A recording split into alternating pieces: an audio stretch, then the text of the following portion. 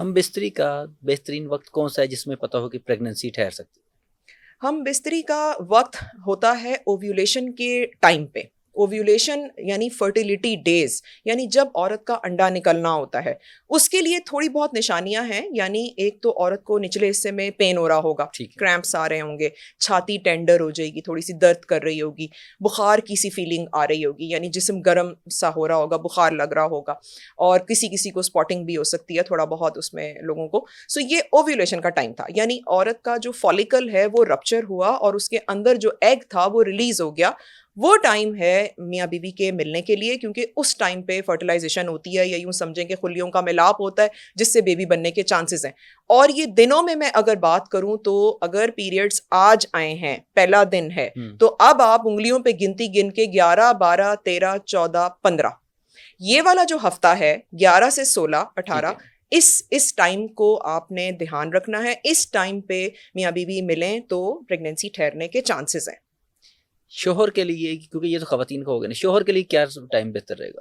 دیکھیں، شوہر کے خلیے عورت کے اندر 3 سے 4 دن بھی رہتے ہیں. کہا جاتا ہے نا کہ شوہر جیسے پورا دن وہ جاب سے واپس آیا ہے، وہ اسٹریسڈ ہے، تو وہ اس طرح اس کے سپرمز ایکٹیو نہیں رہیں گے جتنے مارننگ میں ہو سکتے ہیں. تو کیا یہ حقیقت ہے اس میں؟ جی، آپ نے یہ سوال ایسا کیا اور یہ بڑا مایوب سمجھا جاتا ہے، لوگ اس پہ بات نہیں کرتے، مگر حقیقت جو ہے بہت سے پیشنٹس آتے ہیں، ان کا کنسرن یہی ہوتا ہے. اکثر تو لوگوں کا یہ پریشانی ہوتی ہے کہ جتنا میاں بیوی آپس میں مل رہے ہیں تو کیا مرد کا خلیہ کمزور پڑ جائے گا اور اس کے خلیوں کی تعداد ختم ہو جائے گی.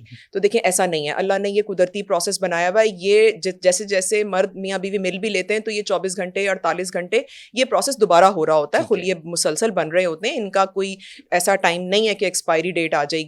اور دوسری چیز کہ ایک دن اگر آج میاں بیوی ملے ہیں تو اگلے دن تھوڑا بہت اس میں خلیوں کی تعداد آگے پیچھے ہو سکتی ہے، لیکن 2 سے 3 دن کے وقفے کے بعد وہ اپنا پورا مقدار ہوتی ہے، کوئی ایسا نہیں ہے.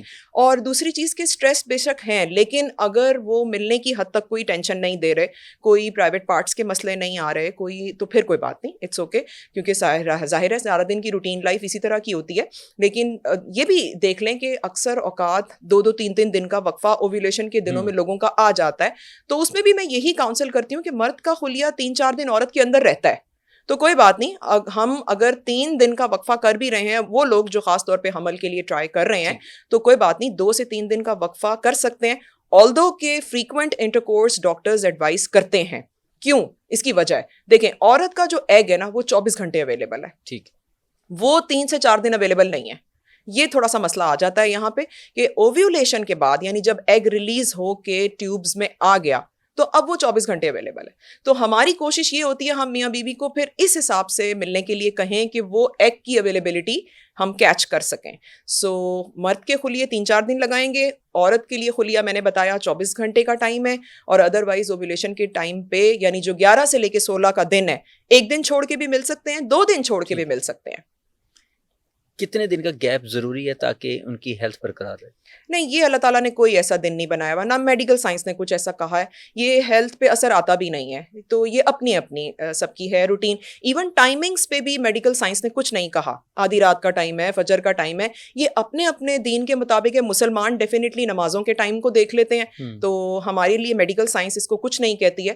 ڈے ٹائم یا نائٹ ٹائم ٹھیک ہے، اس کے لیے ٹائمنگز کا کوئی کلیش نہیں ہے. ڈیلی میاں بیوی جو ملتے ہیں اس میں بھی کوئی ہیلتھ کے اوپر اثر نہیں ہے، یا ایون کئی دن کے وقفے کے بعد بھی. یہ اپنا اپنا سب کا ہے.